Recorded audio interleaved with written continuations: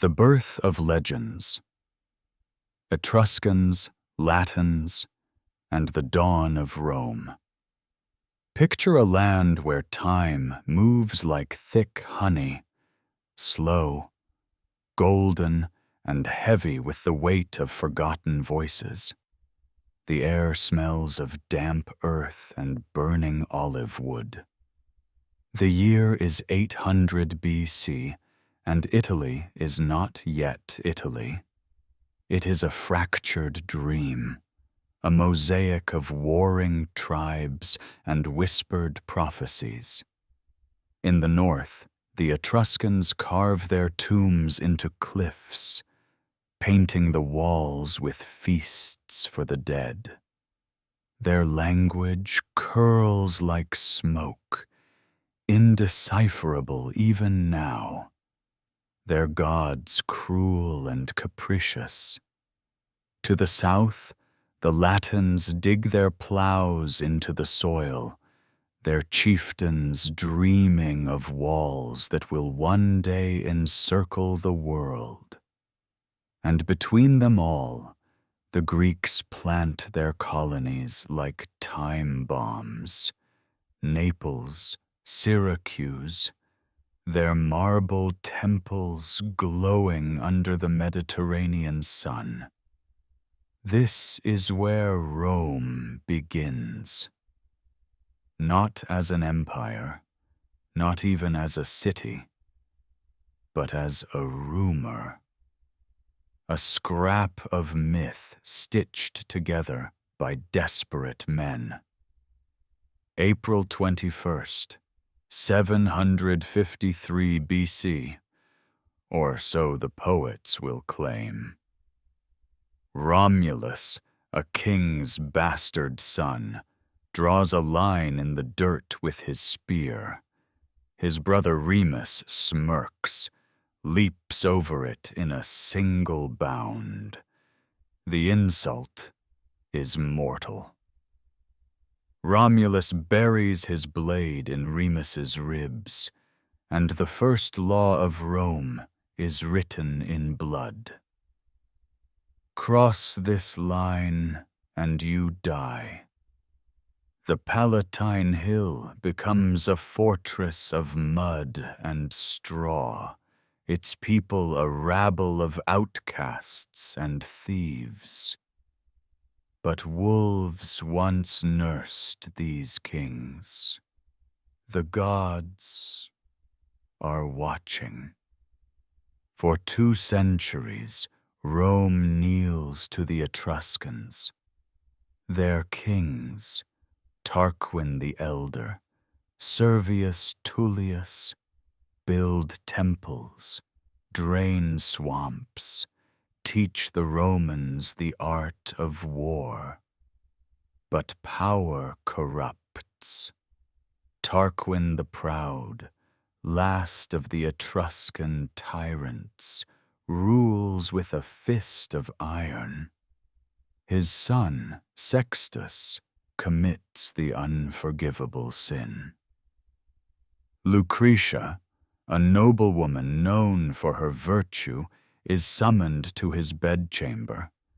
When she refuses, he threatens to slit her throat and place her naked corpse beside a murdered slayer, a scandal to shame her family beyond death. She yields. Then, with her kinsmen gathered, she drives a dagger into her own heart. Never again, she gasps, shall a Roman woman suffer this? The men swear vengeance. 509 BC. The Tarquins are exiled, the Republic proclaimed. The Etruscan twilight begins. But freedom is fragile. The Senate, a council of old men in white robes, now rules Rome, or tries to. The plebeians, Rome's starving masses, revolt. They march out of the city, a human tide, and refuse to return until they are given rights. The patricians relent. The 12 tables, Rome's first laws, are hammered into bronze. No man shall be executed without trial, they declare. A small mercy, but a foundation. Meanwhile, the legions march. The Samnites, fierce mountain warriors, are broken in 3 bloody wars. The Greek cities of the south, Tarentum, Syracuse, fall one by one. And then comes Carthage. The year is 264 BC. A Sicilian city begs Rome for help against Carthage, the merchant empire of the sea. The Senate hesitates. Rome has no navy, no experience in such wars. But ambition wins. The First Punic War begins, a 23-year nightmare of shipwrecks and scorched earth. Rome builds a fleet in 60 days, copying a captured Carthaginian warship, plank by plank. They lose 180,000 men to storms and swords. Yet in the end, Carthage surrenders Sicily. Rome tastes empire and hungers for more, but the Republic is rotting from within. The rich grow fat on conquered gold, while soldiers return to find their farms seized by debt. Tiberius Gracchus, a tribune of the people, demands land reform. The Senate's hired thugs beat him to death with chair legs, his body dumped in the Tiber like common trash. His brother Gaius follows, hunted down like a dog. The message is clear. The Republic belongs to the few.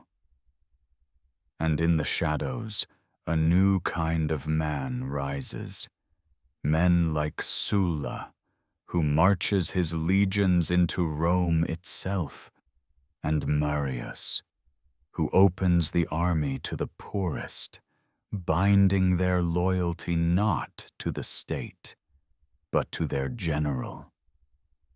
The stage is set for civil war, for a man named Caesar, for an empire no one yet dares name. But that is another tale. For now, remember this. Italy was never given. It was forged in Etruscan blood, Latin steel, and the unbroken will of those who refused to kneel. The past does not sleep here.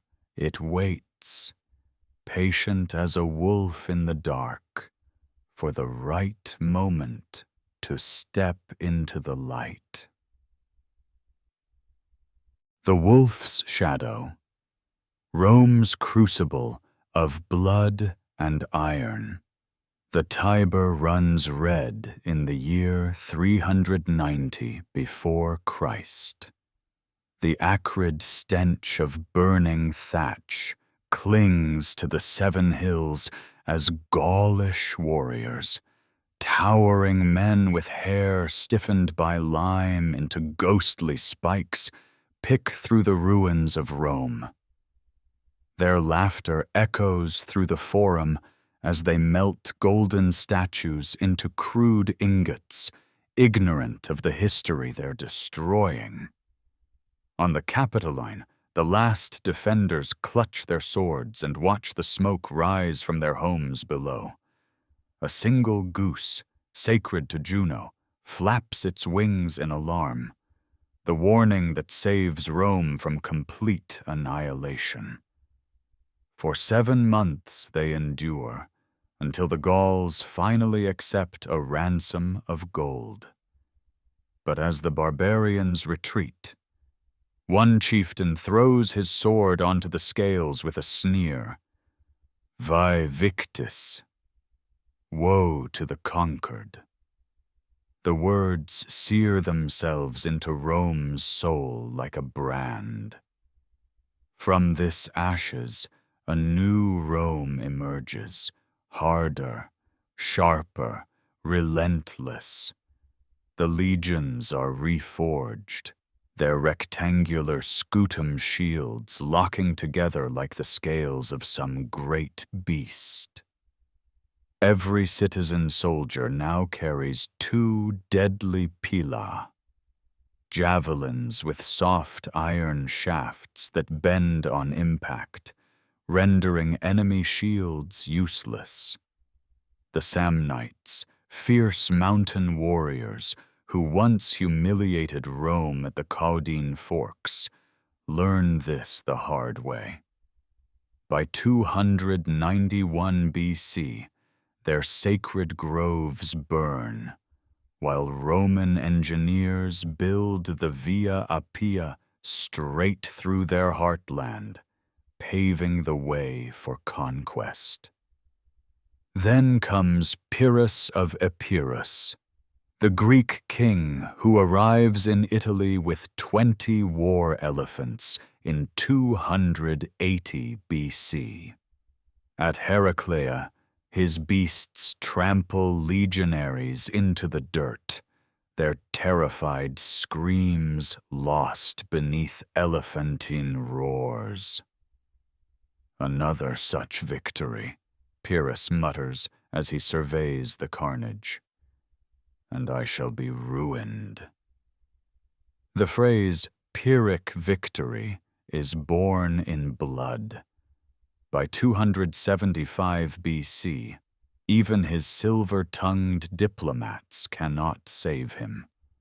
When his envoy tells the Senate, Rome fights like a hydra, growing 2 heads for each one cut off. Old Appius Claudius retorts, then let us see how the hydra likes Macedonian meat. The Greeks sail home, leaving Italy to the wolves. But the true test comes from across the sea. Carthage, the merchant empire with silver from Spain, tin from Britain, and a navy that rules the waves. When Roman arrogance sparks war in 264 BC, the Senate belatedly realizes they have no ships, no sailors, no hope. Until a wrecked Carthaginian quinquereme washes ashore, and Rome performs its darkest magic, reverse engineering. Within 60 days, 150 ships slide into the Tyrrhenian Sea, each equipped with the Corvus, a boarding bridge with an iron spike that transforms naval combat into the legionaries' bloody playground.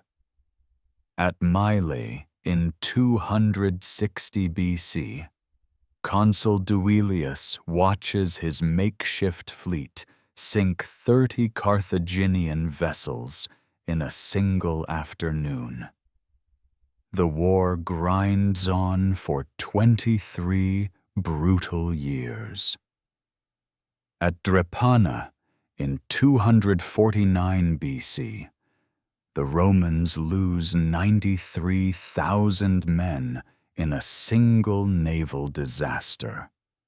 So many corpses that Carthaginian sailors gag at the stench. Yet still Rome refuses to yield. They rebuild. They adapt.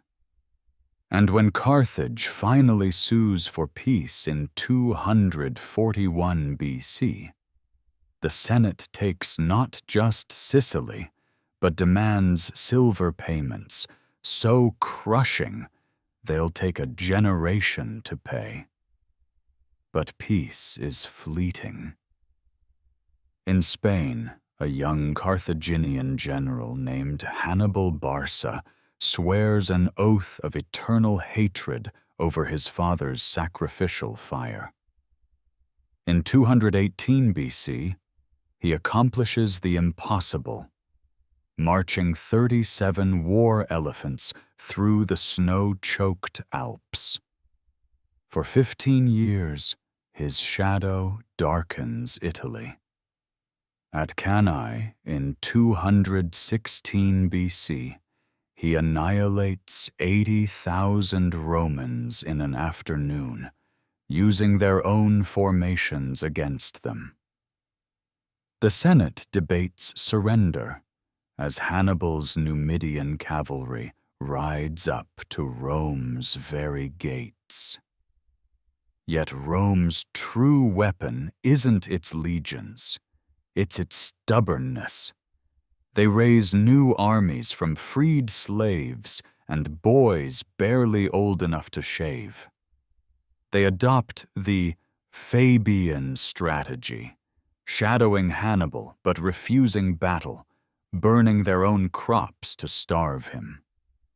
And in Spain, a young Scipio studies Hannibal's tactics like a scholar pores over sacred texts.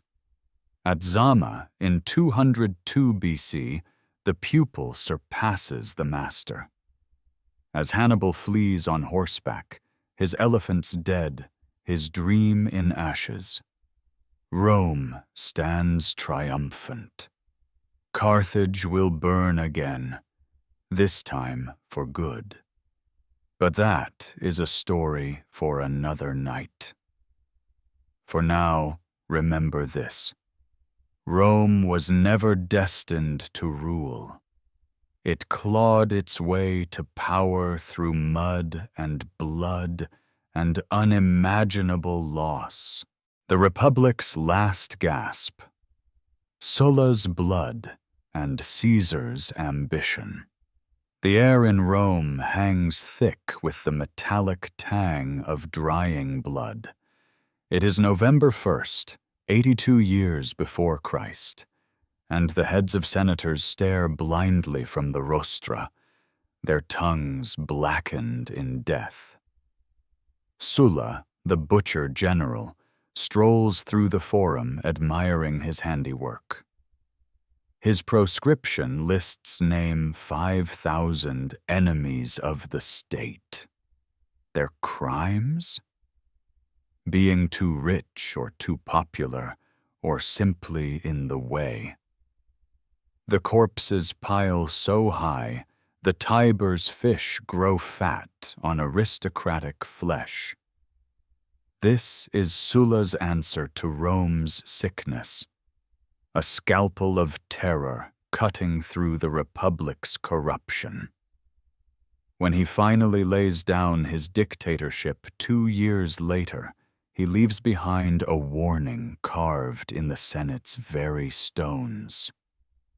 No man shall ever again hold absolute power in Rome.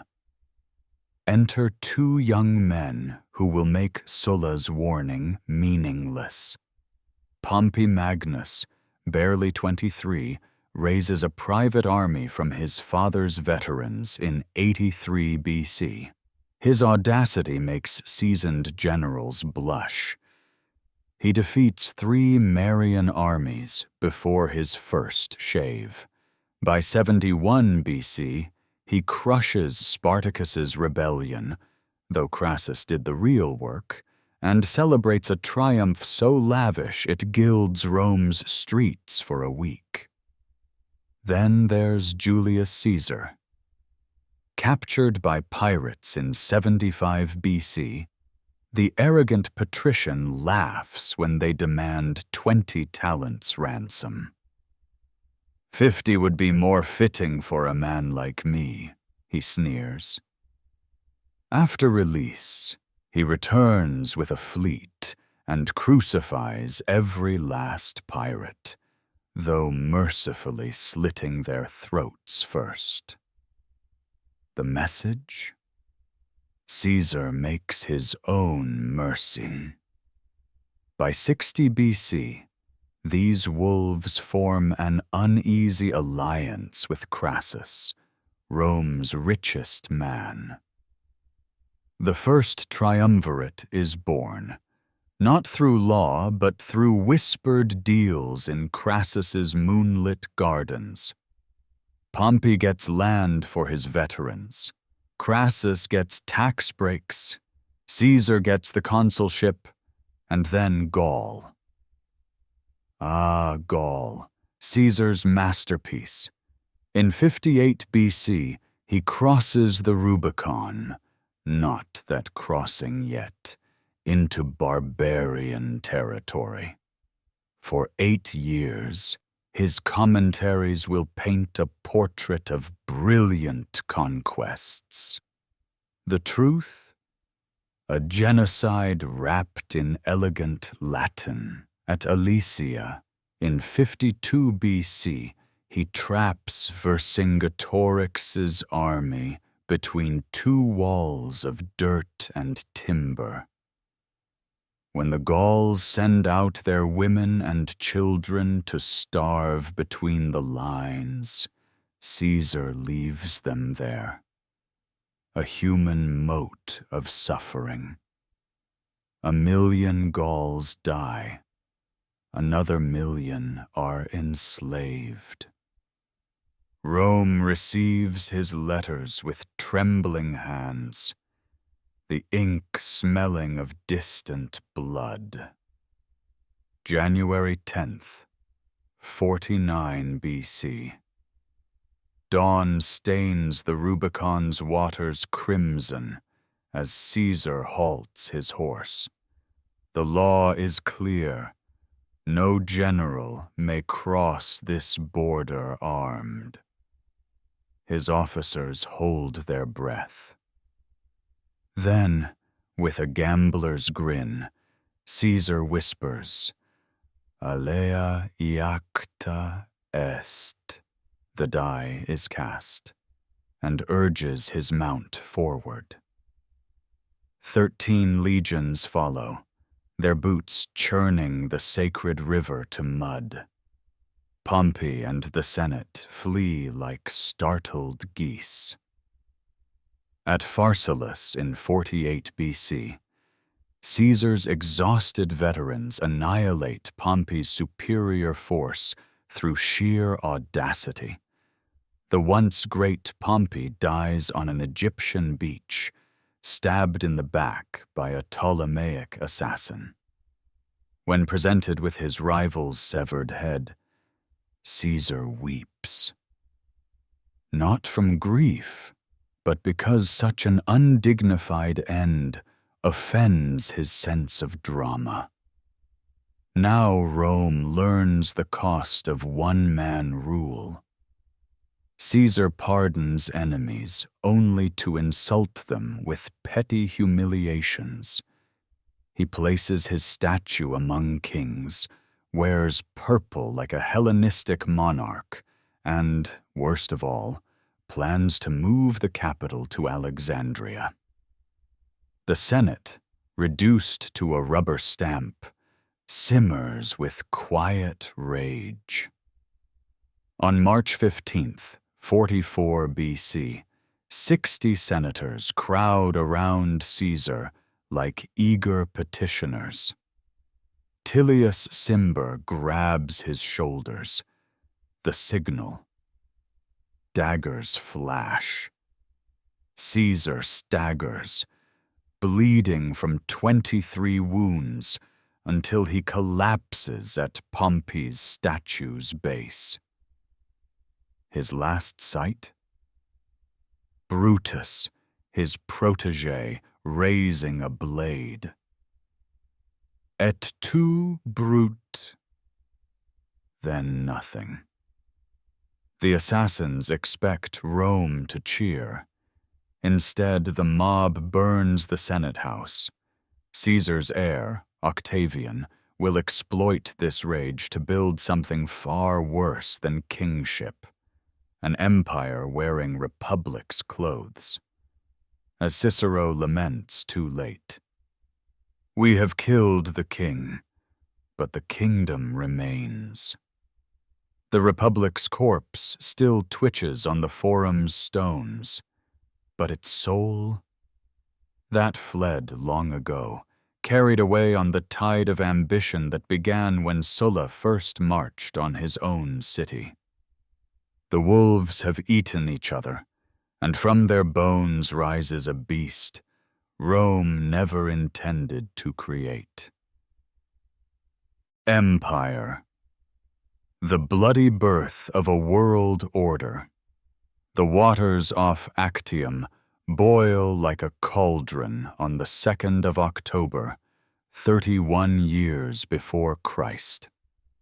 Marcus Agrippa's war galleys, their rams smeared with pitch, cut through the waves like knives. On the opposing fleet, Cleopatra stands defiant beneath her purple sails, a banner of desperation. When the tide turns, she flees, and Antony follows like a lovesick hound, abandoning his remaining ships to their fate. In Rome, a sickly young man waits with calculated patience. Octavian, Caesar's unlikely heir, will emerge from this night as Rome's first emperor, without ever drawing his sword. After Caesar's murder, Rome writhes in its death throes. 3 men divide the carcass. Octavian, that boy who owes everything to his name, as Cicero sneers, masters the art of propaganda. His coins bear the comet from Caesar's funeral, divine endorsement. Mark Antony, the brash general, drowns in Alexandria's pleasures, drinking wine from Cleopatra's golden slipper and signing edicts, while she sits disguised as Isis in his lap. Lepidus, the forgettable, will soon be packed off to govern Africa, his name reduced to a historical footnote. The proscriptions of 43 BC surpass even Sulla's brutality. 300 senators, 2,000 equestrians, their property seized, their heads displayed on the rostra. Cicero, Rome's greatest orator, loses both hands and tongue before execution. Antony's wife, Fulvia, allegedly pierces the severed tongue with her hairpin in final insult. Octavian watches silently. When warned that relatives appear on the lists, he replies coldly, "Let them die, if it serves Rome." The great naval battle becomes history's cruelest joke. Antony's ships, overloaded with sails for escape, wallow helplessly. When Cleopatra's flagship retreats, panic erupts. Antony leaps into a skiff in pursuit, abandoning 19 legions to their fate. Octavian's propaganda machine spins this into epic poetry. He supposedly commanded the battle, while feverish, but resolute. The truth? Agrippa won the engagement while Octavian vomited below decks. Augustus, the new name itself a manifesto, invents the Principate. No crown, just first citizen. No dictatorship, just tribunician authority. The Republic's facade remains standing while he monopolizes power. His reforms prove brutally effective. A professional army swearing loyalty only to him, a secret service, frumentarii, infiltrating every corner of empire, a tax system methodically draining the provinces. When Varus loses 3 legions in Germany's Teutoburg forest, 9 AD, Augustus beats his head against doors, screaming, "Varus, give me back my legions!" Yet even this disaster strengthens his grip. For who else could protect Rome? Augustus dies in 14 AD with final theatricality. If I've played my part well, applaud as I exit. His will reveals the regime's true nature. Tiberius, the unloved stepson, inherits the throne, establishing dynastic succession. The Republic is dead. What remains is theater. Senate meetings without power, elections without choice, freedom as empty rhetoric. Augustus achieved the impossible. He gave Rome chains and made them believe they were laurels. The Golden Cage, Pax Romana and its prisoners. The streets of Rome stink of fresh marble dust and molten bronze in the year 14 AD. Augustus is dead, or rather, as the Senate declares, divinized. His successor, Tiberius, stands stiffly during the ceremony, his face an unreadable mask, as priests release an eagle skyward, symbolizing the first emperor's ascent to Olympus. The crowd cheers, but their eyes dart nervously. No one knows what kind of Rome this dour, middle-aged soldier will rule. The answer comes swiftly. A gilded prison, where peace is purchased with silent terror, and every smiling face hides calculations. Tiberius inherits an impossible legacy. Augustus's final words, "Have I played my part well?" haunt the new princeps. The empire stretches from the Sahara to the Rhine, its roads paved with the bones of rebels, and its treasury overflowing with Egyptian gold. Yet the cracks show. The legions, now professional killers, swear allegiance to their paymasters rather than Rome. The Senate, once proud, now votes approval before debates even begin. The mob demands panem et circenses, bread and blood sport, lest they remember their chains Tiberius's solution. Withdrawal. By 26 AD, he abandons Rome for Capri's cliffs, leaving the snake pit of imperial politics to his ambitious prefect, Sejanus. Lucius Aelius Sejanus, commander of the Praetorian Guard, moves through Rome like a wolf among sheep. His protectors now number 12,000, a dagger perpetually at the Senate's throat. When Tiberius's son Drusus mysteriously dies in 23 AD, only Sejanus notices the widow Livilla's trembling hands during the funeral. Their affair becomes Rome's worst-kept secret. The terror builds methodically. First, treason trials targeting wealthy senators, their estates funding the guards' bonuses. Then, the elimination of Tiberius's family, his nephew Germanicus poisoned in Syria, Germanicus's wife Agrippina exiled to starve. Finally, in 31 AD, Sejanus overreaches, demanding marriage into the imperial house. Tiberius responds with a letter read aloud in the Senate. One sentence revoking Sejanus's power, the next ordering his execution.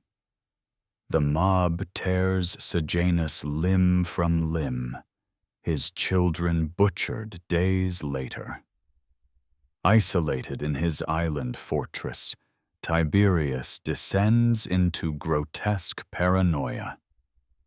Spies deliver whispers from Rome, always more names for his proscription lists. Young boys, dubbed his minnows, swim between his legs in the palace pools, nibbling at him playfully when summoned. Rumors spread of orgies so depraved, even Suetonius hesitates to record them. Yet the machinery of empire hums along without him. Tax collectors drain the provinces, legions crush Germanic uprisings, and in Jerusalem, a minor preacher named Jesus of Nazareth is crucified, a footnote in imperial records. When Tiberius finally dies in 37 AD, smothered, some say, by his grandnephew Caligula, Rome erupts in celebration. The young new emperor, Little Boots, nicknamed for the miniature soldier's shoes he wore in camp, seems a breath of fresh air. Caligula's first acts inspire hope, restoring treason trials banned by Tiberius, rebuilding temples, replenishing the treasury. Then, after a near-fatal illness in 38 AD, something snaps. The boy who could have been a philosopher king becomes history's caricature of madness, declaring war on Neptune and having soldiers gather seashells as spoils. Appointing his horse Incitatus as consul. Turning the palace into a brothel where senators' wives service him. His 4-year reign ends predictably, 30 stab wounds in a palace corridor, his German guards arriving too late to save him. Claudius, the stuttering scholar hidden behind curtains during Caligula's excesses, emerges as the unlikely survivor.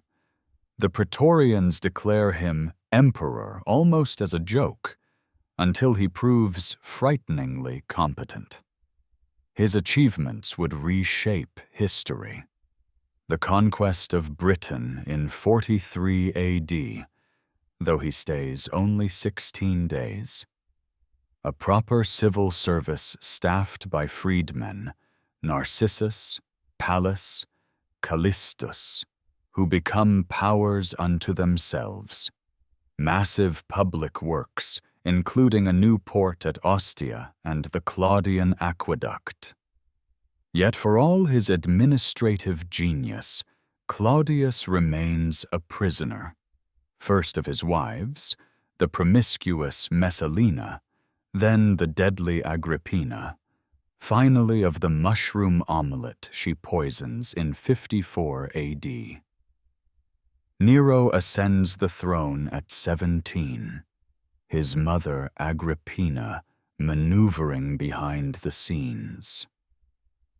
For 5 years, Rome enjoys good government under tutors like Seneca, until Nero tires of strings being pulled. 59 AD. Agrippina receives an invitation to Baiae, where a specially designed boat will collapse and drown her. The edge of the world. Rome's dance with darkness. The fog clung to Hadrian's wall like a shroud on that bitter morning in 122 AD. A young sentry from Syria squinted northward, his breath forming ghosts in the pre-dawn chill. Beyond the Mile Castle's torchlight, shapes moved in the mist. Not Pictish warriors, but something older. The land itself seemed to whisper warnings in a language lost before Rome's founding. Emperor Hadrian, wrapped in his traveling cloak, ran calloused fingers along the damp stone.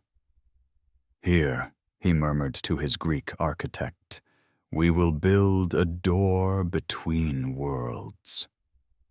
The wall would become his legacy, just as the empire itself had become a fragile barrier against the chaos beyond. Hadrian's reign, 117 to 138 AD, marked Rome's last moment of effortless superiority.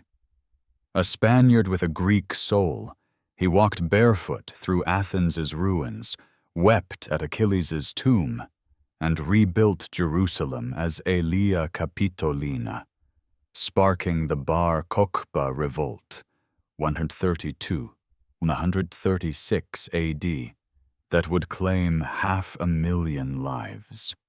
His contradictions defined an era. The emperor who traveled farther than any ruler before him, yet built a villa at Tivoli, containing miniature versions of every wonder he'd seen, the warrior who crushed Judea's rebellion, then adopted the dying words of its leader. "Let none mourn me," the lover who deified his drowned boy Antinous, filling the empire with statues of the youth's perfect face. When barbarians killed his cousin Trajan's general in Britain, Hadrian didn't retaliate. He withdrew. The wall became his answer to everything. This far, no farther.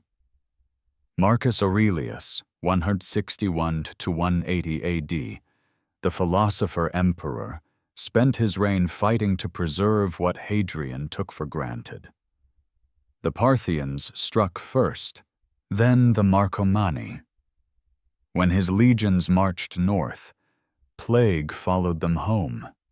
Smallpox pustules bursting on senators and slaves alike. The markets emptied.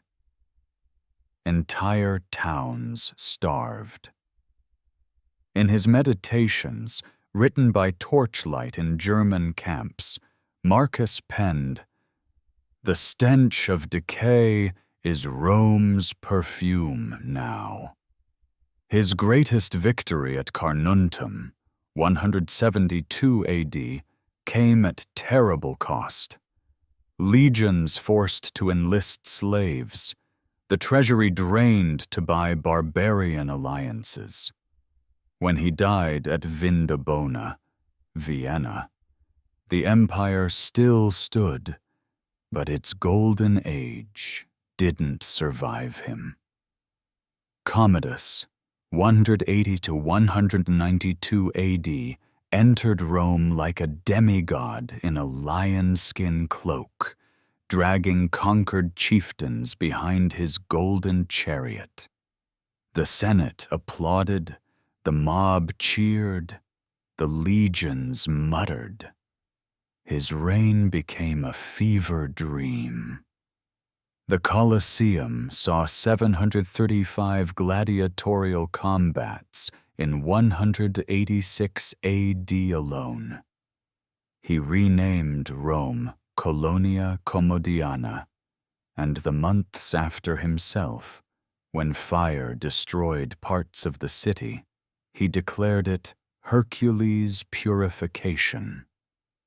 the end came on New Year's Eve, AD. His wrestling partner Narcissus, no stranger to palace intrigues, slipped behind him in the bathhouse. The chokehold took minutes. As the light faded from Commodus's eyes, his last sight was the mosaic above, Hercules ascending to Olympus, leaving mere mortals behind. What followed was Darwinism in purple cloaks. Between 235 to 284 AD, 26 men claimed the throne. Most died violently. Maximinus Thrax, 235 to 238 AD, the Thracian giant who could pull wagons with his bare hands. Killed by his own men when he couldn't cross the Alps fast enough, Valerian, 253–260 AD, captured by Persians and used as a footstool until his skin was stuffed with straw. Claudius Gothicus, 268–270 AD, the only competent one, dead from plague before he could save anything. The empire fractured. Gaul and Britain became their own realms. Palmyra's queen Zenobia nearly took Egypt. In Rome, inflation grew so bad soldiers demanded pay in salt and grain instead of coins. The Dalmatian commoner Diocletian, 284–305 AD, rebuilt the empire through sheer bureaucratic will. The Tetrarchy, 2 senior Augusti and 2 junior Caesars ruling simultaneously. Price edicts, death penalties for merchants charging too much for Egyptian linen persecutions, the last great assault on Christianity before Constantine's conversion. His retirement palace at Split became the perfect metaphor. A fortress where even retired emperors needed walls. When urged to return during a crisis, he replied, "If you could see the cabbages I've planted, you wouldn't ask." As the 4th century dawned, Rome's enemies circled. Sassanid Persia, testing the eastern borders, Gothic tribes learning Roman tactics as mercenaries, Christianity spreading despite the nails and flames of the empire still stood, but no longer as master of the world. Just one player among many, its borders now marked not the edge of civilization, but the limits of its own fading strength. The next century would see emperors ruling from Constantinople, barbarian generals commanding Roman, the year of the 4 beasts. When Rome ate its own. The winter air in Rome carries the stench of burning archives as the year 69 AD dawns. Emperor Galba, the miserly old general who replaced Nero, lies butchered in the Forum. His severed head, its white beard matted with blood, bounces in the gutter while praetorians auction off the throne to the highest bidder. The winner? Otho, Nero's foppish friend who once hosted orgies where guests swam in perfume. But in Germania, the legions already proclaim their own emperor, Vitellius, a glutton who spends 4 million sesterces on a single feast. And in Judea, a 4th contender sharpens his sword. The empire has become a carcass, and every wolf wants a piece.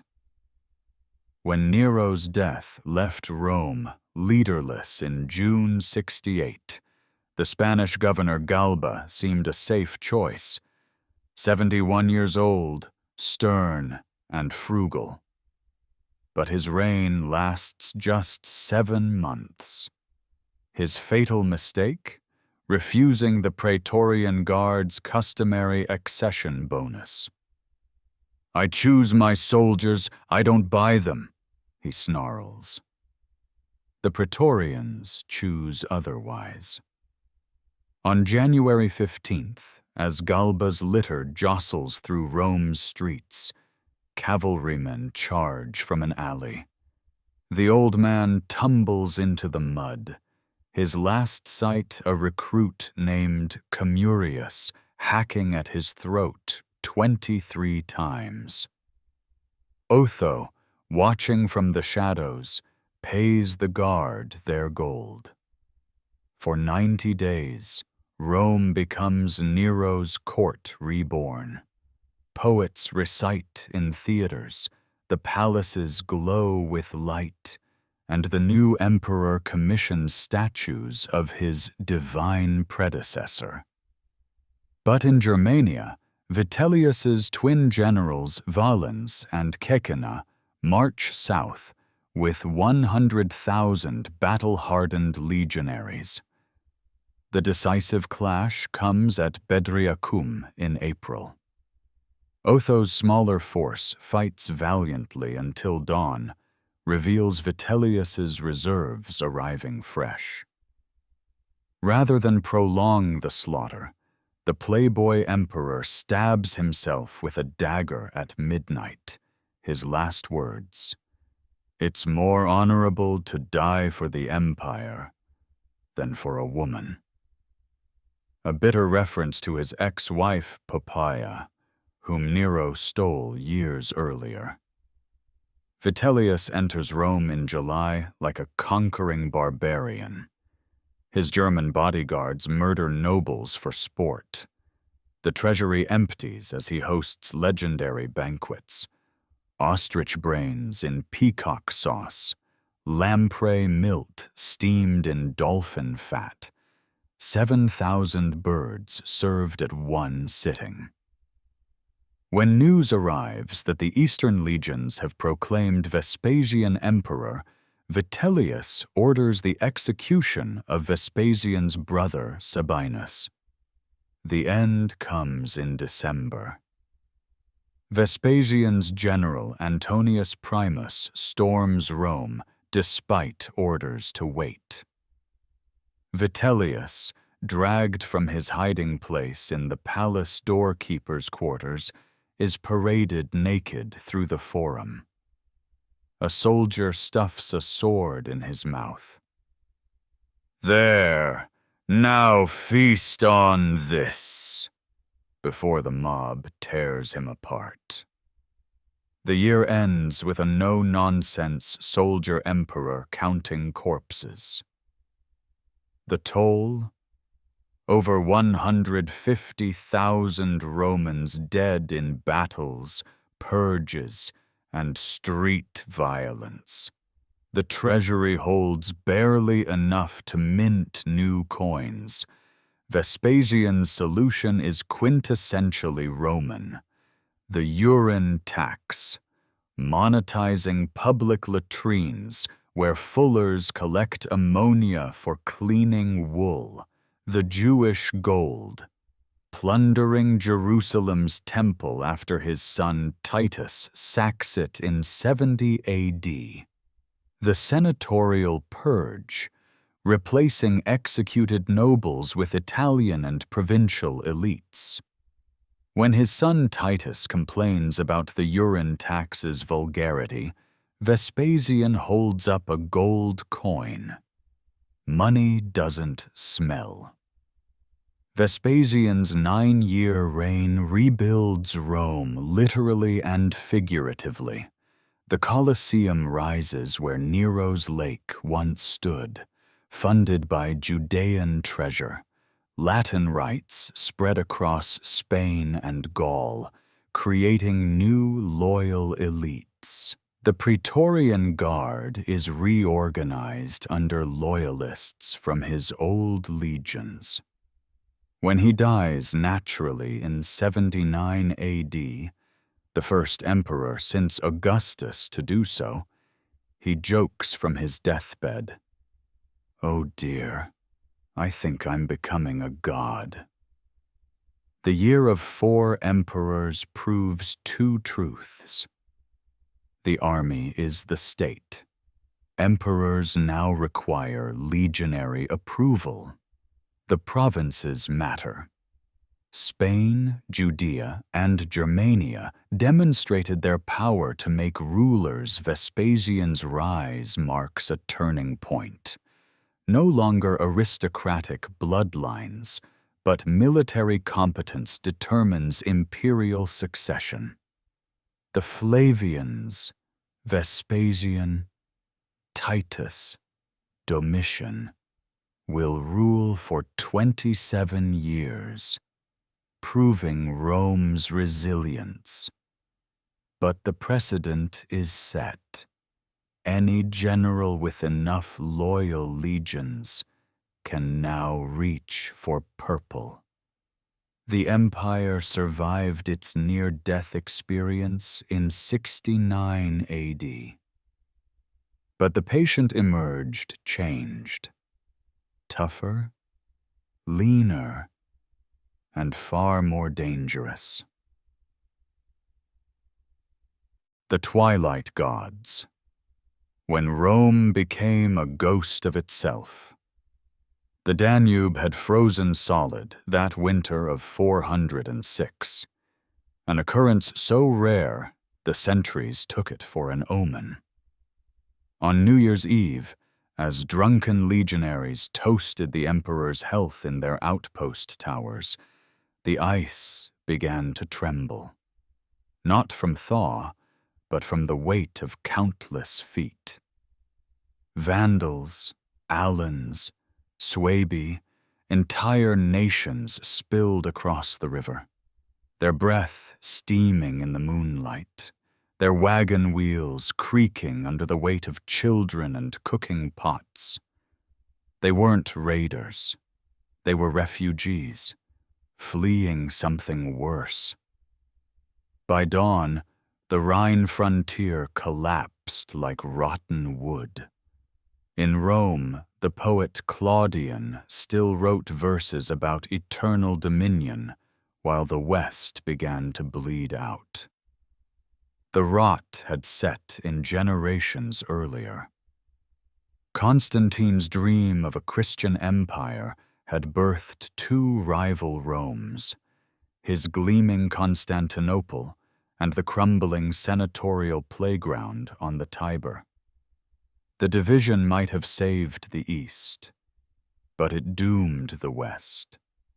Emperors now were made in barracks and unmade in bedchambers, their reigns measured in months. One such boy, Honorius, was 11 when crowned in 393, his only notable skill being the breeding of exotic chickens.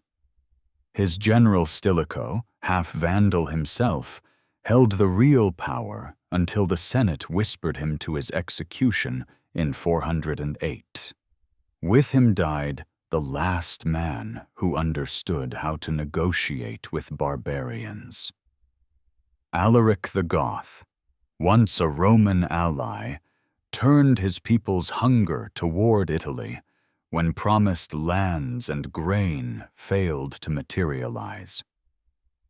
In 410, his warriors breached the Salarian Gate.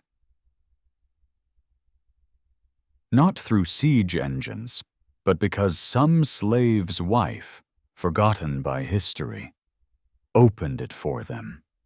For 3 days, Rome, the eternal city unbreached for 800 years, was plundered by men who had once sworn to defend her. They took the Jewish temple treasures from Titus's time, the gilded roof of the Capitoline temple, even the emperor's sister Galla Placidia. Yet the strangest sight was Alaric himself, a Christian, ordering his men to spare the churches. The sack was less a conquest than a grotesque piece of political theater, a barbarian's protest against being treated like one. In Ravenna, where the court now cowered behind marshes, Honorius reportedly wept at news of Rome's fall, not for his people, but because he thought his prize rooster, Roma, had died. The truth of the anecdote matters less than what it reveals. The empire had become a pantomime. Legions still marched, but they were mostly Franks and Goths now, loyal only to whichever warlord paid them. The tax system ground on, but the gold went to buy off Attila the Hun in 452. An aged Pope Leo negotiating while the last real Roman army withered in Spain. By 476, the Western throne was occupied by a child with the ironic name Romulus Augustulus. When the Germanic general Odoacer deposed him, the act was so insignificant contemporaries barely noted it. The East still sent a crown to Italy, pretending the West lived on in some form. But the truth was written in the empty forums where goats grazed, in the Senate House now used as a church, in the broken aqueducts where wolves denned. Rome hadn't fallen. That would have required drama. It had simply faded away, like a fresco exposed to too much light. The East would cling on for another 1,000 years, its Greek-speaking emperors calling themselves Roman long after Latin became a dead language. But something essential had vanished that winter on the Danube, something even the great Justinian couldn't reclaim when his armies retook Italy in the 6th century. The genius of Rome had never been its legions or laws alone, but the terrible, beautiful lie that civilization was eternal.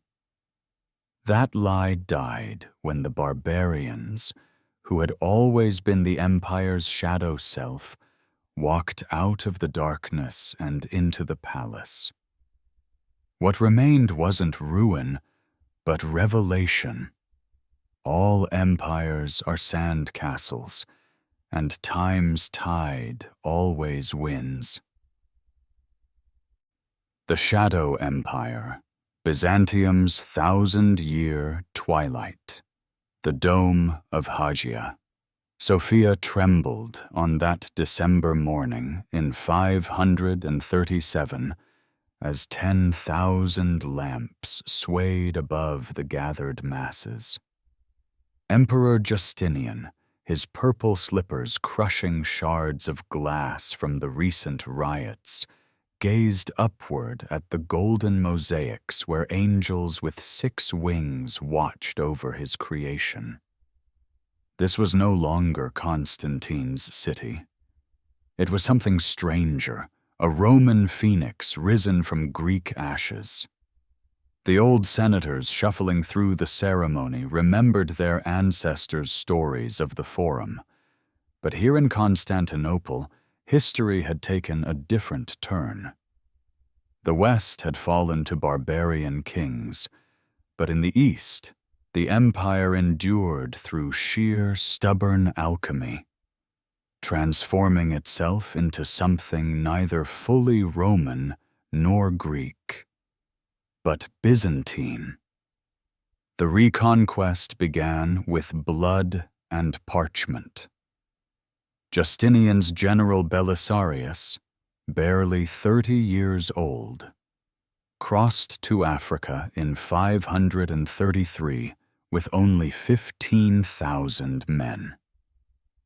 Against all odds, he shattered the Vandal kingdom in a single afternoon at Ad Decimum, capturing their King Gelimer's treasure, including the Temple of Jerusalem's looted menorah. The victory procession through Constantinople's streets saw the last Roman triumph the world would ever witness, with Belisarius kneeling as Gelimer whispered Solomon's words, "Vanity of vanities, all is vanity." But nostalgia made poor strategy. Justinian's dream of restoring the old borders soon became a fiscal nightmare. His wars in Italy dragged on for 20 brutal years, reducing Rome itself to a ghost town of ruins where wolves nested in abandoned basilicas. The true genius of Byzantium revealed itself not in battlefields, but in law books and silk workshops. Justinian's legal scholars spent years codifying 4 centuries of Roman jurisprudence into the Corpus Juris Civilis, a text so precise it would govern nations yet unborn. Meanwhile, 2 Nestorian monks smuggled silkworm eggs from China in hollow walking sticks, breaking Persia's monopoly and filling imperial coffers with gold. The emperor built aqueducts, hospitals, and the world's first plague hospitals, though none could stop the great pestilence of 541. That horror arrived on Egyptian grain ships, killing 30 million and leaving villages from Antioch to Athens silent, except for the buzzing of flies. Justinian himself fell ill but survived, ruling through the catastrophe as the empire's economy collapsed beneath him. The 7th century brought an existential shock no walls could withstand. From Arabia's deserts erupted the armies of Islam, their green banners advancing with terrifying speed. In 636, at the Battle of Yarmouk, Byzantine forces outnumbered the Arabs 2-1, yet lost Syria forever when a sandstorm blinded their cavalry. Jerusalem surrendered 3 years later, its Church of the Holy Sepulchre spared only because Caliph Umar prayed there as a simple pilgrim. Constantinople itself endured 3 Arab sieges, saved each time by Greek fire, that napalm-like horror that burned even on water, and the indomitable Theodosian walls. But the empire that emerged was a shrunken thing, its Latin heritage fading like frescoes in damp churches, its bureaucrats now writing in Greek. The Macedonian dynasty of the 9th century staged an improbable revival. Basil I, an illiterate peasant-turned-emperor, rebuilt the army into a force that pushed Arab fleets from the Aegean.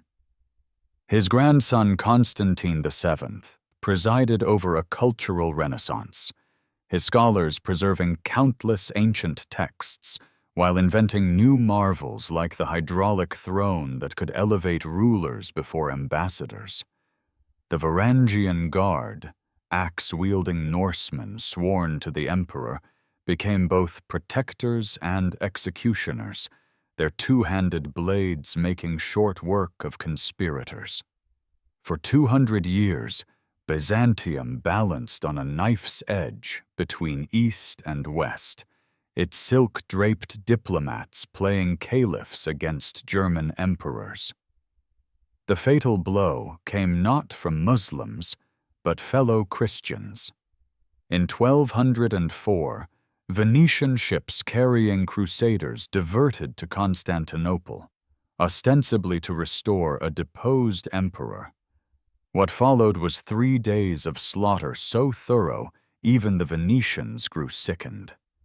Nuns were raped on altars, the great bronze horses stolen from the hippodrome, and the imperial library's priceless manuscripts burned for cooking fires.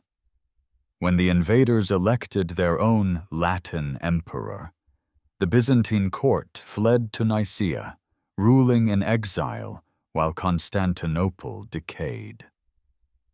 Though recaptured in 1261, the empire never recovered its strength.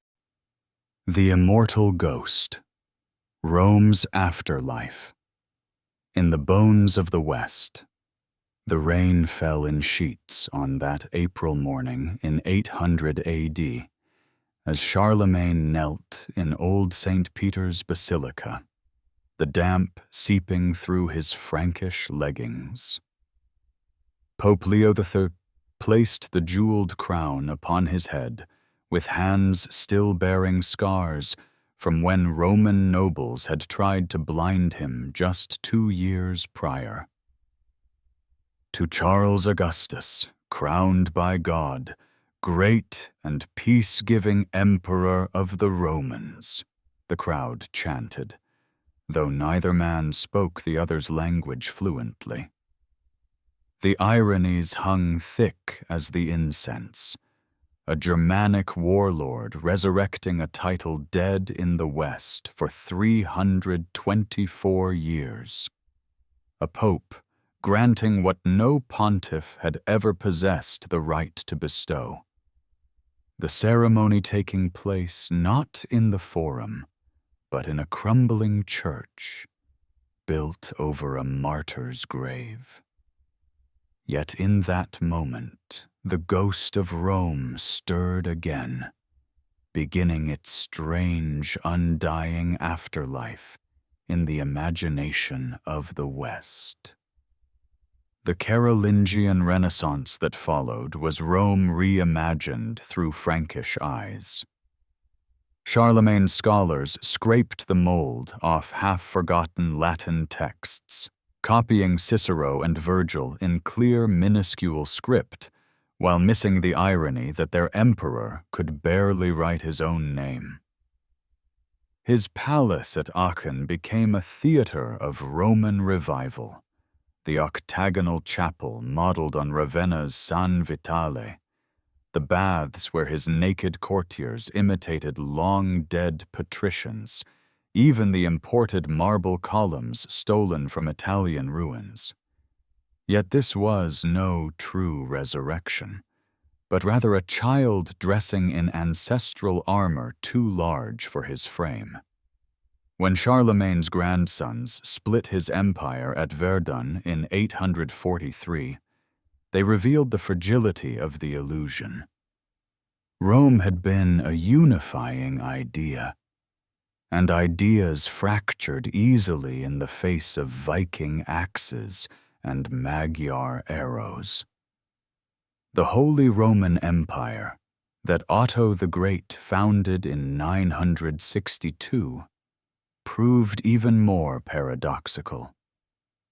Its emperors marched to Rome for coronation, only to fight the very popes who crowned them, their German hearts beating out of sync with Mediterranean rhythms.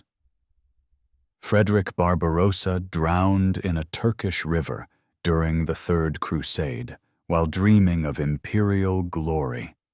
His grandson Friedrich II spoke 6 languages and kept a menagerie of exotic beasts, earning the epithet Stupor Mundi, the wonder of the world, even as the papacy excommunicated him 4 times. The empire endured in name until 1806, when Napoleon dissolved it like sugar in wine. But its greatest legacy was proving how potent Rome's corpse remained as political fertilizer. Meanwhile, the city itself became a palimpsest of memory. Pilgrims in the 11th century gaped at the Colosseum. now inhabited by squatters who hung laundry between its arches, while cows grazed in the forum, where Cicero had once denounced Catiline. The marble that had clad temples became quicklime in medieval kilns.